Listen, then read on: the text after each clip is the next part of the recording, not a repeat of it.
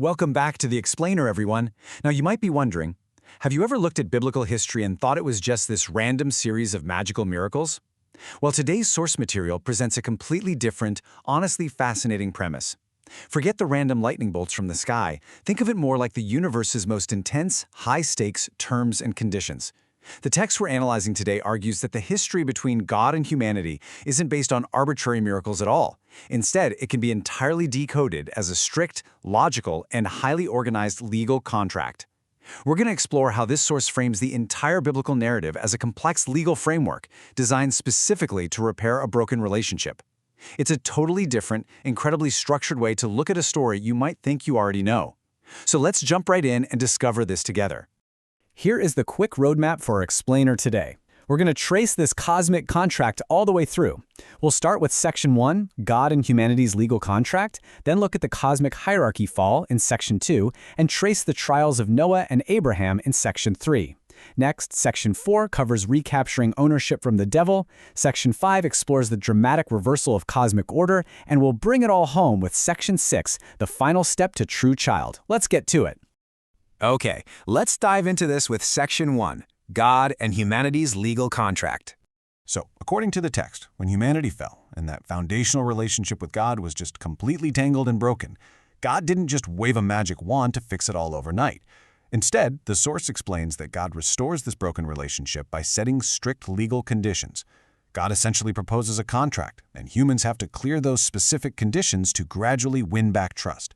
I mean, think of it kind of like trying to rebuild a severely damaged credit score after a major bankruptcy, right?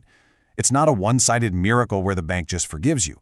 It requires immense, documented, step-by-step human effort to fulfill the terms and win back that trust. When you look at it this way, it's a highly rational, almost legalistic approach to salvation. That brings us to Section 2, Cosmic Hierarchy Fall.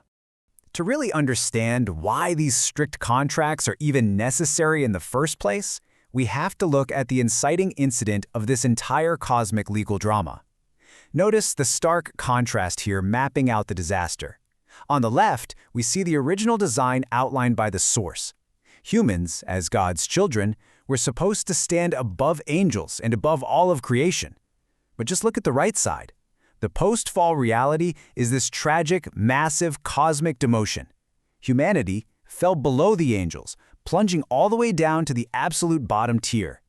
The text literally describes fallen humanity as the servant of servants to fallen angels. This massive drop in jurisdiction, that is the root cause of the entire legal mess that follows.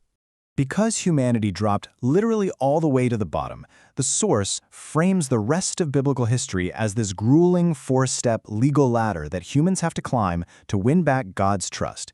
It is essentially a universe-scale, extremely strict testing process.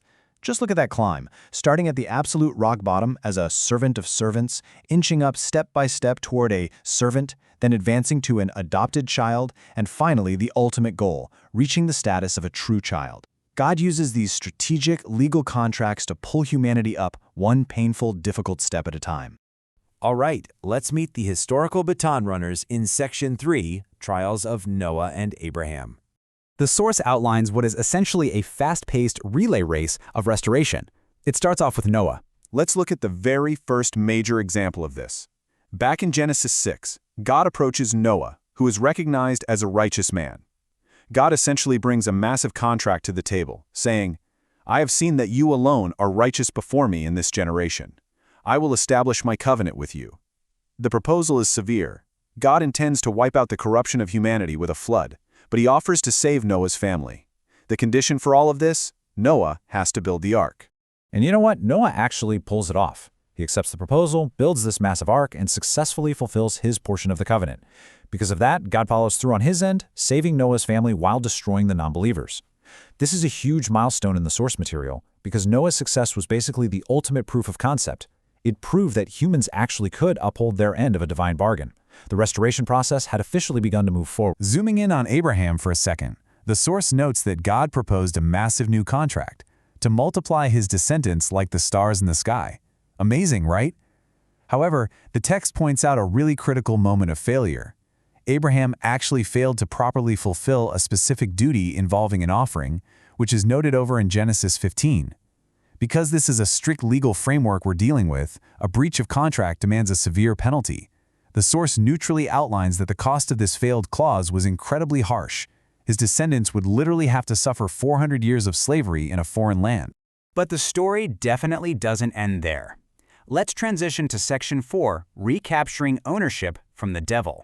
We are now entering the highest stakes legal procedure in this entire narrative. The source explains that because of the fall, humans actually became the legal property of the devil. So, in order to fix Abraham's broken contract, an ultimate substitute condition was required.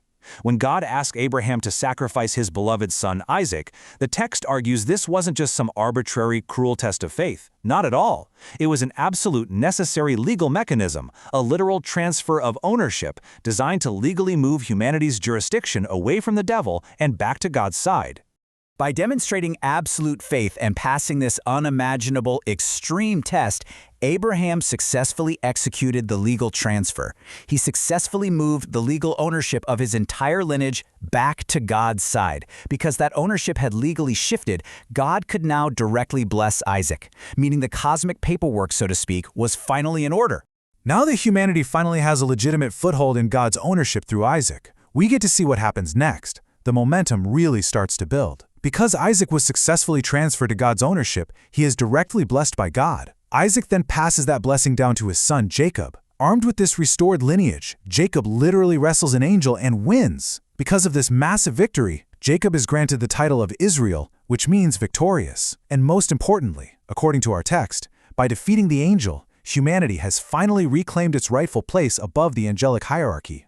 Following Jacob's victory, his descendants multiplied to form the nation of Israel. Because of this solid foundation they built, God declares that he will claim the firstborn of the Israelites.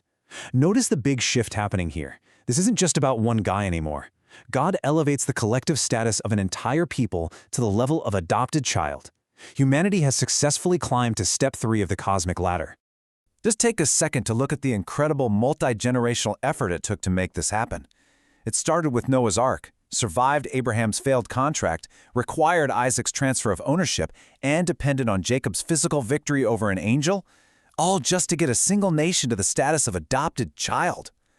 It took centuries of grueling contractual trial and error to move humanity out from being the servant of a servant. Remember that post-fall hierarchy where humans were completely trapped at the bottom as servant of servants? Jacob's victory literally flipped the cosmic hierarchy right back to its original design. He pulled humanity back up, above the angelic realm, reclaiming that original intended jurisdiction. It is a dramatic, totally universe-altering reversal of the cosmic order. Because of Jacob's monumental victory, as his descendants multiplied and grew into the massive nation of Israel, God made a major legal declaration. He claimed the firstborns of Israel as his own. The source points out that this officially elevated humanity. We finally climbed up that long, exhausting ladder from servant of servants, past servant, all the way up to step 3, adopted child status. God's multi-generational master plan had finally borne major fruit. We are almost at the finish line. Let's look at Section 6, the final step to true child. So, where does that leave us today? The text points to an incredible emotional core found in the Old Testament book of Malachi, turning the hearts of fathers to their children. The source explains that after all these intense, cold, calculating legal maneuvers, the ultimate goal is actually deeply personal and warm. It is entirely about restoring that severely severed parent-child bond. Reconnecting the heart of God the Father with the heart of human children is the greatest climax and the long-awaited hope of human history. Moving from an adopted child to a true child with a direct, blood-like connection, well, that is the final frontier. The source states that this thousands of years-long legal setup, all the contracts, the harsh penalties, the intense transfers of ownership, is the precise reason the stage was finally set for the New Testament. It is exactly why Jesus appears on the historical stage bearing the specific, vital title, the Son of God. But that leaves us with a massive question, a real cliffhanger presented by the source text. If this entire history is a strict legal process, how exactly will that final contract be made? How will humanity completely clear that last hurdle to finally achieve the ultimate status of true child? It's a profound puzzle. And to find out exactly how this cosmic master plan concludes, you'll absolutely want to join us for the next explainer. Thanks so much for learning with me today, and I'll see you next time.